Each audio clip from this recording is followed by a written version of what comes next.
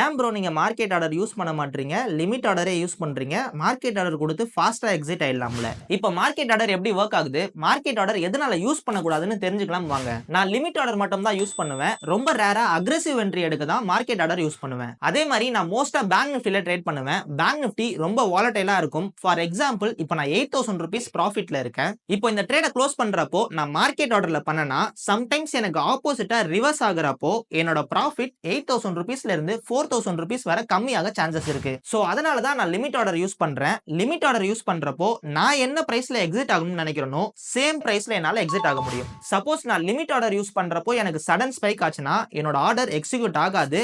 நான் செட் பண்ண பிரைஸ் வந்தா மட்டும் தான் என்னோட ஆர்டர் எக்ஸிக்யூட் ஆகும். சோ இதான் ரீசன் நான் லிமிட் ஆர்டர் யூஸ் பண்றதுக்கு. சம்டைம்ஸ் நீங்க மார்க்கெட் ஆர்டர் யூஸ் பண்றப்போ லிக்விடிட்டி இல்லனா உங்களுக்கு பெரிய லாசஸ் ஆகும் சான்சஸ் இருக்கு. சோ இத பத்தின உங்களுக்கு வீடியோ வேணும்னா கமெண்ட் செக்ஷன்ல லிமிட் ஆர்டர்னு டைப் பண்ணுங்க.